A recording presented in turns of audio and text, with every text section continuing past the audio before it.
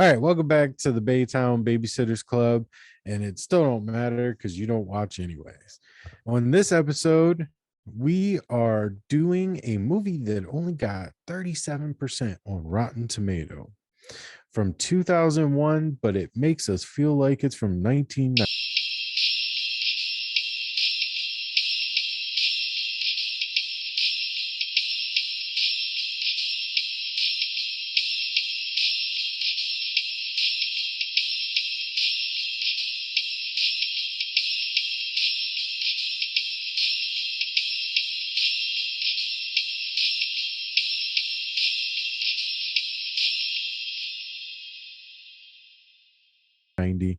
I'm talking about Wet Hot American Summer. Jerry, this was the movie that I brought to the table. Yes, you brought this. I got you to watch this movie. I knew you'd seen it before. Oh yeah. I think that it's important that we briefly go over how stacked this cast is. Yes. I think it's got I mean it's got Paul Rudd and like some other people. Okay, for the rest of us, I think that's the best. I mean, like there's Paul Rudd, and then there's like some sketch just comedy this little artist, there's and just this little guy named Bradley Cooper. Amy Poehler's in it, Michael Ian Black's in it, Michael Showalter, Elizabeth Banks is in it, Ken Marino's becoming more and more frequent. Janine Garofalo, Christopher Melani or Melalani, the SVU or the Law and Order guy. Law and Order. That's I know. Yeah, This exactly. is a Special Victims Unit guy. Wow. There's a couple people on the cast list that I didn't see, but apparently they're in the movie, and that's Alyssa Milano. Jason, it's in the TV shows, on the Netflix shows. She was in that. Okay. Yeah, she was in because it has it listed as the movie. Yeah. If you like type in Wet Hot American Summer or whatever, fucking, and it shows you the cast, it'll show Jason Schwartzman. Yeah, he's in. Okay, so there's two shows. The first one is the first day of camp, and the second one is 10 years later. You know, in the movie, they're like, we should meet 10 years later. So, yeah, they do that. That's what the Netflix stuff is. Oh, okay. So I know I've seen it. I just don't remember it at all. I don't think. Yeah, I think everybody like watched it the first time around and was like, "Oh, cool. Yeah, wow, that's awesome." And then they just never watched it again. You know? Yeah, I mean that's pretty much where I'm at. Well, like I've seen like Stranger Things season 1, 2, 3, like 4 times. Yeah. You know, just like let's put Stranger Things on and stuff. But yeah, with those Netflix premieres, it's just like, yeah, I'm good. Yeah, like I do find myself stopping at Arrested Development season 3 when it actually was canceled, and then like I'll watch season 4 and 5, but like kind of not really. I just kind of go back to season 1. All right, so stacked cast either way. Who was your favorite character? Who was your like show stealer in this? Who did you enjoy on screen the most? It's a tough one. It's a tough one in this movie. Who's the Frasier guy? Hold on. I thought you just had to fart for a second. It looked like either you had to fart or you just farted and you weren't happy about what came out. No, Alana didn't eat this chicken Alfredo from fucking Olive Garden. I belched that shit up and it was nothing but oil. Ugh. Yeah. Yep. It's Olive Garden. Pay us. So yeah, the Frasier guy. You, Olive Garden. God damn. The Frasier guy, I want to say shit, I didn't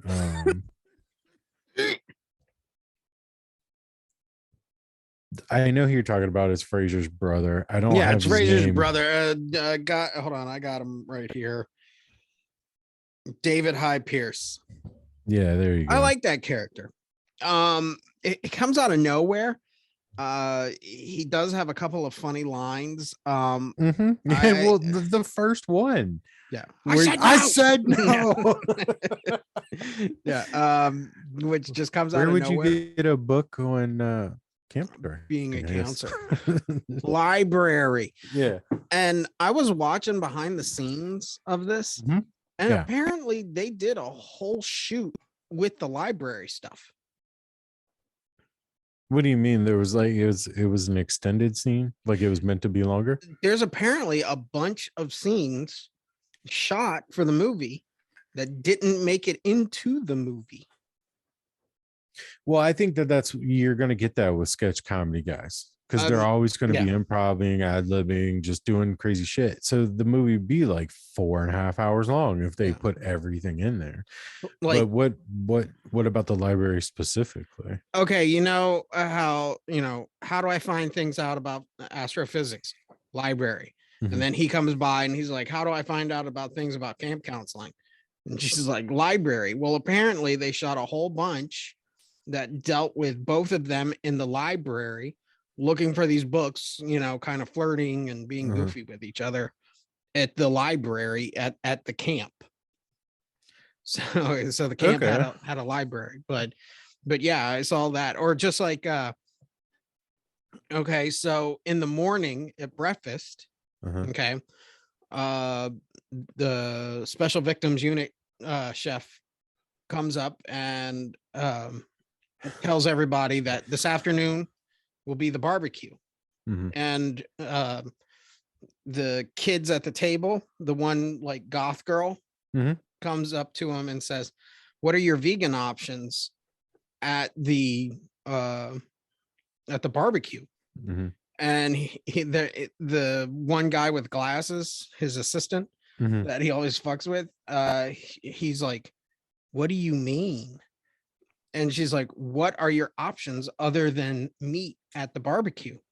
He's like, what do you mean? And then that's when the special victims unit guy looks over and he goes, they got corn, eat corn.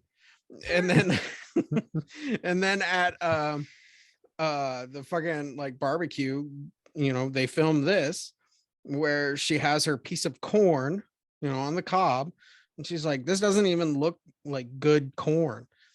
And he looks at her and he's like, just eat the corn. But they never put it in the movie. I mean, I guess, there's no scenes that I would trade for those. So I would completely get rid of the Waterville, like heroin drug den with the counselors. That's one of the greatest scenes in the entire movie. It's out of left. That's insane. That's what makes it fucking hilarious. And they did all of that in 1 hour and then went back to camp completely fine. That's hilarious to me. Like, it's time to go back. Taking like Forrest Gump, okay, like a copy of Forrest Gump from like an old VHS store, like Blockbuster, and then just double recording like Apollo 13 in the middle of it, so people think that Forrest went to the moon. Like, yeah, that part in Forrest Gump where he goes to the moon? Like, no, that's not in there. It's like, yeah, no, I watched it on Block. Holy shit, that's a great idea. God damn it, I wish I would have. That is a really good idea. Just like splicing fucking other movies into movies and shit. Oh man. You could still do it. Yeah, well, no, I can't. There's no VHS stores anymore. I guess I could look behind you. Yeah, Gary. Yeah, but all those totes are the ones that your mom gave you aren't. Those are on the bottom. Yeah. Yeah, so they're just supporting weight. You splice those together and see what happens. Yeah, I guess. But I got enough VCRs. I don't mind testing out something that could blow the machine up on it. Just sit there and and then put it on eBay. Like, I got a very rare copy of Evil Dead. Then you could just write a letter to be posted, later in life, and just be like, I am an artist. I started selling copies of VHSs with other movies spliced in. Yeah. And then, that's your art I installation think piece, everything is basically. terrible will come after me. So, but That's true. anyway, That's true. back to the water Anyways, bill scene. yes. Okay. So okay. That If you, scene is hilarious. it's hilarious. Yes. But does it enhance the story? Does it progress the story? Even though there is technically no fucking story, you know? Okay. What I said was there's no scenes in the movie that I would No. trade for those two scenes. Okay. You said, okay, maybe this scene where they go to town, get smacked and fucking get hammered, whatever. Yeah. You're telling me that you would take that scene out of the movie to have SVU yell, eat the corn at somebody. Like any scenes that would have progressed the idea of the camp of what's going on, then what progresses the scenes of what's going on at the camp more than all of the administrators that should be watching the kids, by the way, going to town, getting drunk, high, shooting up, beating up an old lady, and then returning to camp in 1 hour and being perfectly fine. Yeah. Well, Like, I mean, there's that shows you the absurdity of the camp and the movie all in one. I think that's what this movie is the absurdity, because it's like, okay, I mean, the river raft thing, we're taking Eagle Lodge up to Moose Lake, and like he's like, I'm leaving you, and then the guy who's supposed to be in charge is like, I'm gonna go get him. He just walks right out of the raft into a campsite, and it's just like, that's the absurdity of the weirdness of this movie. Yeah. Can I also say that it must have been weird being like a child actor on this movie and not being able to go see this movie and like an actual form for at least a couple years. It's like, oh yeah, we got man love in it, and there's butt fucking, there's pedophilia, there's fucking everything. Pedophilia? Yeah, the fucking old 30-year-old ass woman making out with that 10-year-old boy. Is this a good story? No, is it just this funny, is not, or is so it's just funny. It's not a good movie. The story goes nowhere, and there's so many different dumb entanglements that you can't stay focused on any one person's story for any length of time. So it's a hilarious movie because it's just a bunch of sketches thrown together centered around a camp. What you don't have is like a continuous coherent movie, because you've got like Frasier and Garofalo, you've got Paul Rudd and every female, you've got Bradley Cooper and Michael Ian Black doing this and a little bit of this. So like there's no, then you've got like what's his name, Ken Marino, trying to get back to bang the girl that you just give a stick of gum to. Like none of it all works together. It's all very like these two, these three. So it never, like, I think that the only through line is honestly Hop or whatever, Coop. He's like the only through line to the whole entire movie. Like it's about his love with the goalie from Mighty Ducks, and that's the only through line throughout the entire movie. Everything else is just kind of happening, and it's like it would be like walking through a camp and going, "Oh, look at this! Oh, look at this!" You know what I mean? But like, yeah. Do you think it's a good movie, or do you just think it's funny? I think it's funny. Movie, it would work better if this would have been like Reno 911, which was the other half of the state. This is one half of the state, and this is the other half. Right. And there are characters in there that look like that should have been played by that person on Reno 911. That should have been played by that person on Reno 911. You can tell it. Yeah. But this movie would have been better if this would have been like just a Reno 911 style TV show where you could spend 30 minutes on certain stories of this camp, you know, and it doesn't matter what happens, you know. Today in this episode, it's Capture the Flag Day. Right. Like an Always Sunny kind of thing. Yeah. Just pair two people off, send them for a storyline that doesn't matter. Yeah. And get back to a new one the next time. Exactly. Oh, this week. The boys take the moose cabin up to, and that's where we have that whole episode with that. You know, this is the wedding episode. This is the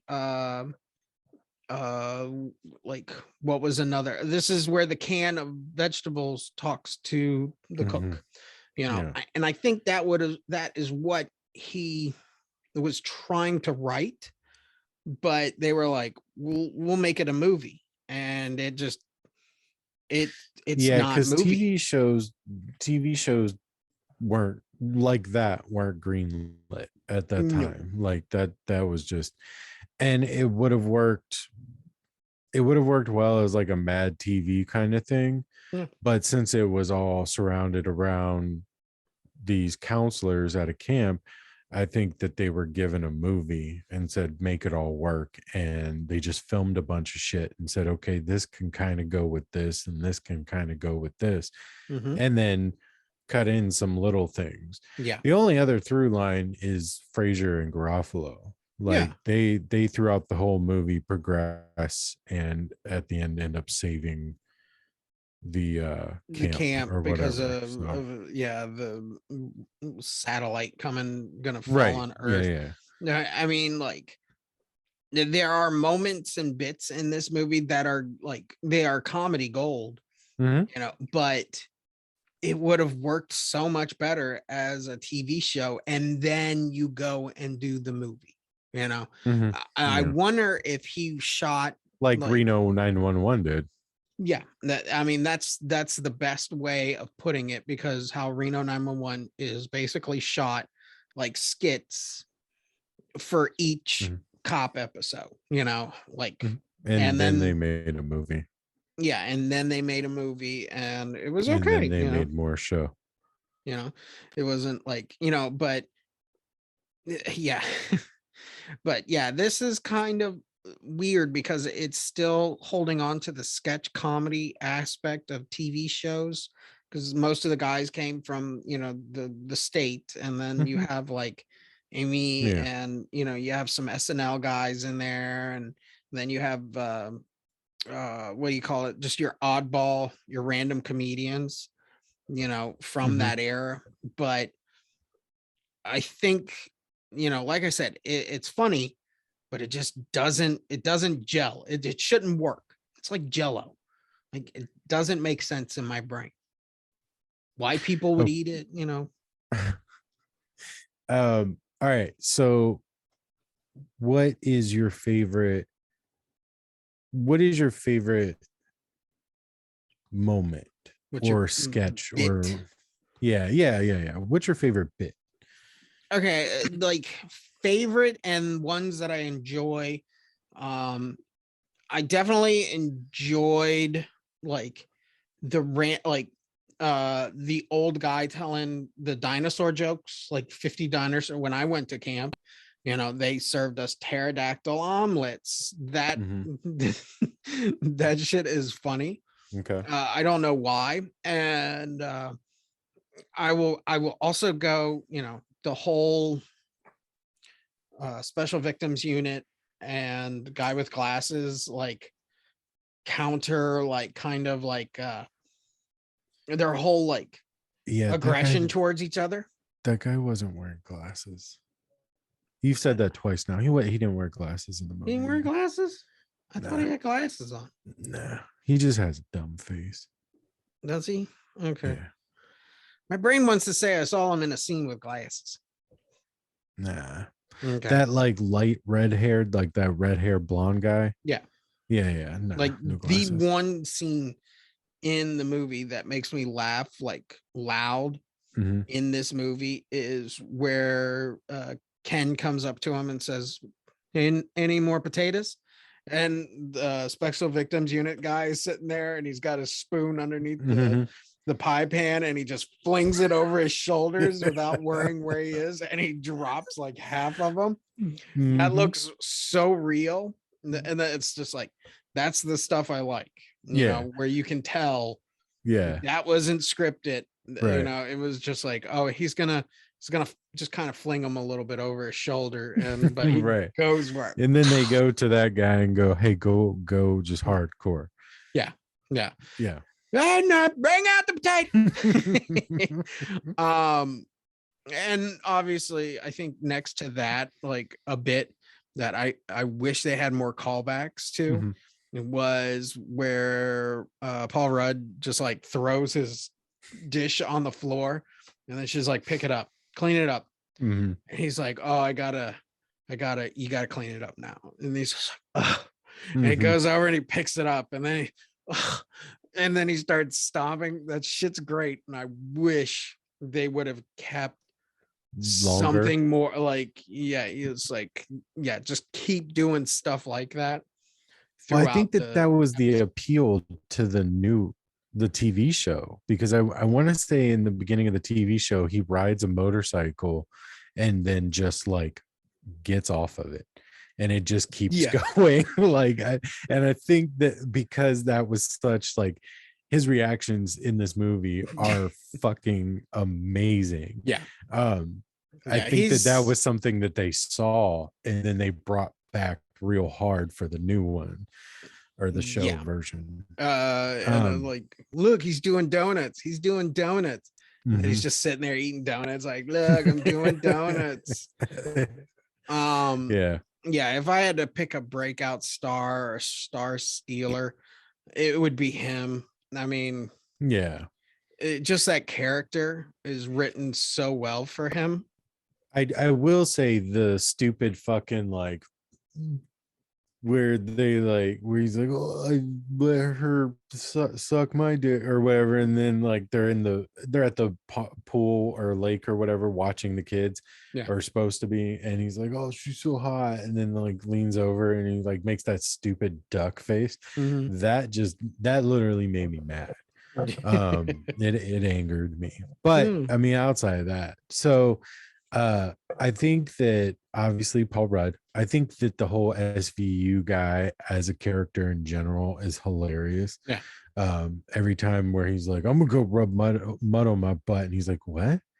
And he's like, what'd you say? I didn't say anything. What'd you say? Dude, if you want to like rub mud on your butt, that's fine, but don't act like you don't. He's like, I said I'm gonna go iron my sweater. Or whatever. That like that character is hilarious to me. Him, Paul Rudd, and then obviously my favorite scene is when they go to town, and then my second favorite scene is Michael Ian Black banging Bradley Cooper, because that shit's fucking hilarious. It's the funniest fucking thing, because it's like, you don't see any of the sex. You just see like their feet, like you see Bradley's feet like spread out, and then like it's just shot so hilariously that like it's classy. It takes away from like what it is and just makes it funny and makes a joke out of itself. But yeah, those are mine. Either that or it's the writer being like someone was in Hollywood sitting there being like, you need to have a passionate love making, because this is one of those like they made these a bunch of comedy kind of things. Well, like Meatballs. Like those 80s camp movies, and there would always be the sex scene, in there. So the writer was probably like, fuck, I'll that. Give you that. I'm gonna give you man love. And that's gonna be it, man on man love. And it makes it like, it makes it better. Like if there was like a shower scene or a sex scene in there, because they kept like trying to nerds it. They kept trying to kind of do it in the movie, where like, look, they're going skinny dipping, you know, shit like that. Yeah. Like they kept trying to like tease it, you know, and then if you like, then you just got this, you know. Yeah. I mean, the only thing that would have made it better would probably been like if Michael Ian Black just hung dong in the movie, just like, holy shit. So one scene that I forgot to mention that has nothing to do with nothing, but it's fucking absurd and I think it's hilarious, is when Ken Marino is driving the van back and he's like, in the morning when I rise, oh shit, boom. Yeah, it comes out of like, fucking nowhere. Yeah, that one got me too. Because there's clearly nothing for him to do that for. Yeah. Like there's nothing in the road. They never show a deer. A tire doesn't blow out. He just does it and just slams into a tree. It's fucking hilarious, dude. Yeah. But that's what makes this movie funny, is because of those random things, that are so out of place. Yeah.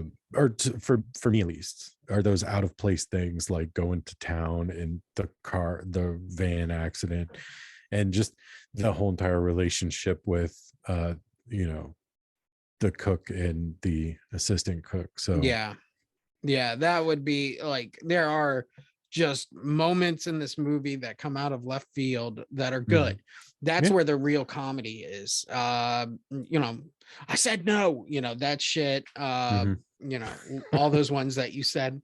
Yeah, there seems to be like moments more like that, but I wish there was just a little bit more, you know, but not too much to where it becomes predictable, you know.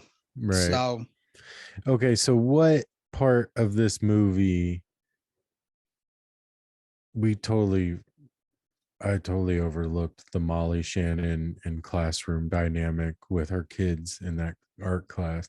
That's okay, but I think that's over. Like that's something that should have, like, if I had to pick like number 2 towards the Waterville thing, it would have been like they needed to skim that. Like that could have been a quick. I really enjoyed it though, because it's funny, because you know, people are always like, kids are stupid, but like these kids are giving her relationship advice and like being like, it's just out of place. Kids don't think like that, so it's funny to see it. That would have worked well on the show, but in the movie, it's like, okay, we got it the first time, now go somewhere else, you know. Okay, today kids were making a bomb, you know, something like that. But it pays off, but it does, but I think it would probably been better for the show, because it's something you could go back to sparingly. Going back to it 3 or 4 times in that same hour and a half is a lot. All right, so what takes you away from this movie? What brings you out? What makes you go like, ugh? I'm gonna go with just the show feel. Like less movie, it feels less. It needs more movie, less show.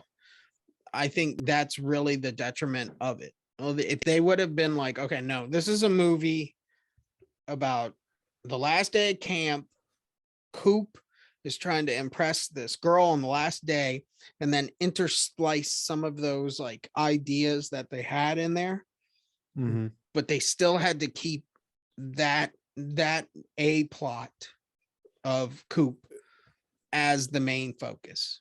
But so are you saying that your biggest turn off to this movie is that it's a movie and not a show? It's that it's a movie and not a show, because it lacks the movie aspect. Okay, all right. Because of the story thing, there's not enough story to consider it a movie. Okay, that's fine. I get that. It's got all the, it's like we're gonna make a potato salad, and like someone comes and they're like, okay, here's the potatoes. And then someone comes and he's like, okay, here's the mayonnaise. And then someone comes and he's like, here's the raisins. It's like, get the fuck out of here. Get the fuck out of here. That's what it feels like. Like, okay. I put sunflower seeds in this potato salad. Get the fuck out of here with them sunflower seeds. No, not going in the potato salad, you know? But I mean, the movie's definitely dumb in a good way, and there yeah, really is no story to the movie. It just seems like the story is only there to provide reasons for skits. yeah. Um, Like I won't say but anything negative about the comedy. The comedy was right, fine. It was a funny, entertaining movie. It just lacked that movie aspect where it kind of like needs to, you know, it just needs to mush it together to make yeah, movie. there was no Yeah, cohesion. yeah. It was very like, Um, just you know, like someone just put a bunch of holes in it. okay, What would let me you say see. yours was? That takes me completely out of the movie. Yeah, can't choose mine.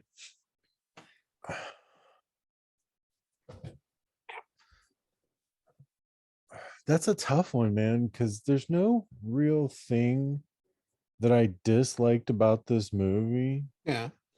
So if I had to, all right, honestly, if I had to pick something, I would say the whole storyline with Fraser and Garofalo. Like that whole thing to me didn't fit the rest of the movie. Like and I think it's because it was a cohesive, like, or it was a coherent storyline. Yeah. It didn't make any sense for the rest of the movie. Like Mhm. the rest of the movie so random and out there that it just didn't add up to me. Yeah. But yeah, I don't know.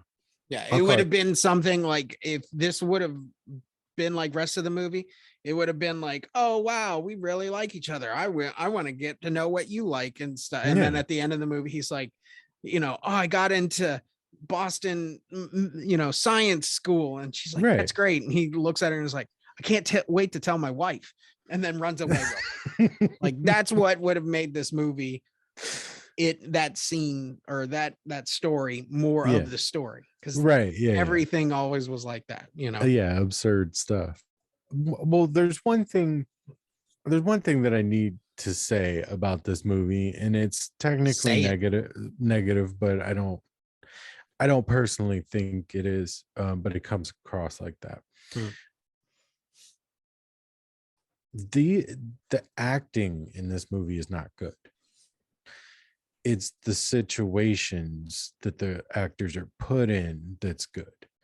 Like the going to town and there's a comet or the space station piece is coming towards the Mm-hmm. camp.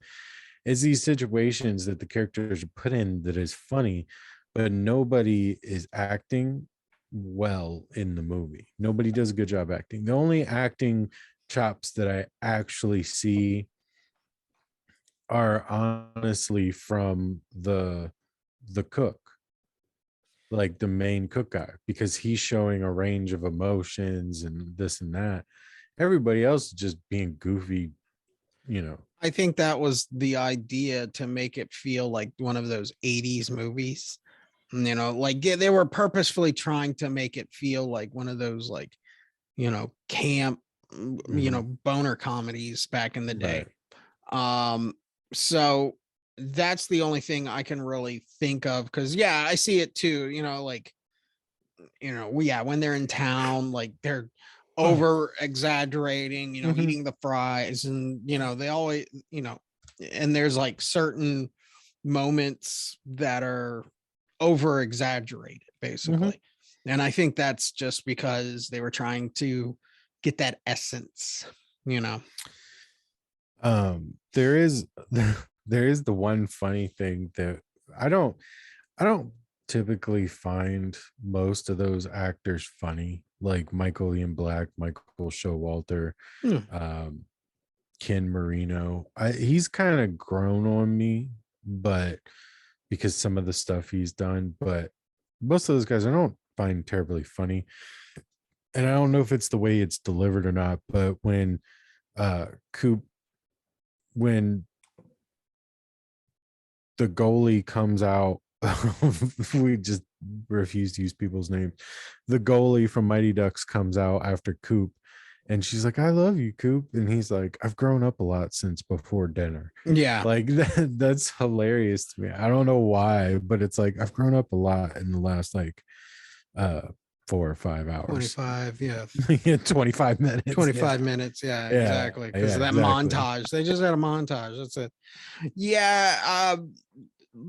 Like I said, it would have been great as its own episode. And instead of that montage, like we see him kind of progress. And then the joke is like at the end of the episode, it's like, I've grown up a lot, before, after dinner, Yeah. like, Yeah. So, all right, let's kick back in because this movie we couldn't really do the book report on because it's so random. yeah. Let's try to let's at least finish strong. Uh, let's go. Was this a thrill or a kill to watch? I'll go a thrill. I like it. Yeah. I like it, even Yeah. though that small episode of, that small idea of not movie TV show, it's still fun. Like I still watch it. Yeah. This is probably like 7, like my 7th time ever watching this movie. Just ballpark number.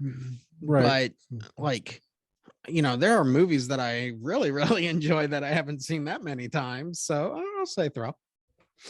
I'll say thrill too. I will say that the idea of watching this movie was more fun than watching the movie, though. Like, this is your goddamn idea. Yeah, I know. And when I picked it, I was like, fuck yeah, Wet Hot American Summer. And I remembered like the Waterville thing and like the singing and crashing, like the standout moments in my head. And then I remembered the rest of it as I was watching it. And I was like, shit, I don't like this movie as much as I thought I did. Oh God, I gotta talk now, about this thing now. Huh? Yeah. So yeah. So that yeah. Basically it was a thrill, but also it was a little bit of a kill. Yeah. After like my favorite moments, because towards the end of the movie they're further and further apart. Like this movie starts out really funny and really strong, and then it gets weaker and weaker. So like the last 30 minutes of the movie, with the exception of quick scenes, it's pretty much a kill. Yeah. Knowing what you know now and today's movie prices and all that good stuff, if you watch the show, you know what we're talking about. If not, that's your fault. Would you pay to see this movie in theaters today?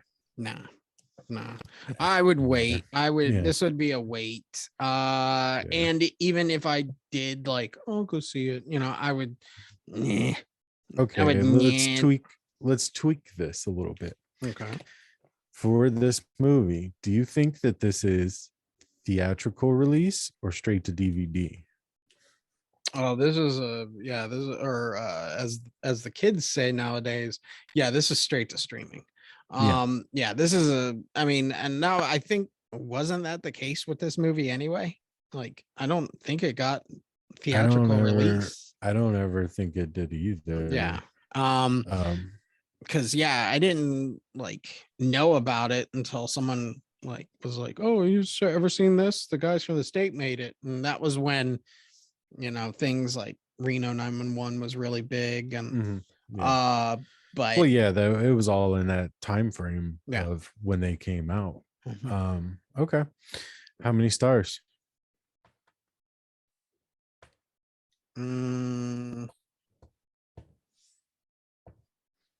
I'll go 3.5 on it. To the point where it's like a little better than in the middle of the road. Like I said, I've seen it. There are moments that I really enjoy on it. It's not a boring movie. It's not like a grind to fucking watch. Right.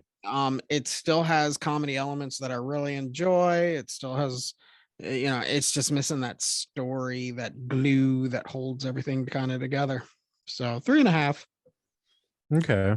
Well, if you saw our review on 1917 and you made it all the way to the end, you know that I said I did not like this movie, but I gave it 5 stars. Here's the reverse of that. I like this movie, but it is a very 2-star movie. Because like Jerry has mentioned, it's not really a movie. It's just a bunch of skits mashed up or centering around a camp. Yeah. So for that reason, I'm gonna give it 2. Like all the Paul Rudds in the world can't bring this movie up to 3 for me. So you got barbecue that's where sauce I'm on at your with face. Ew. But yeah. All right. So here's a fun little thing. Who you got? Do you got the goalie from Mighty Ducks or Elizabeth Banks? Who do you think's hotter? Elizabeth Banks. Really? Yeah. Over the goalie from fucking Mighty Ducks. Yeah. Interesting. Well, clearly I choose the Mighty Ducks goalie, yeah, but that's interesting. Yeah. Okay. I just thought that would be because I was wondering, like, because I was looking at them, I was like, God damn, Elizabeth Banks is hot, but goddamn, so is the goalie from Mighty Ducks.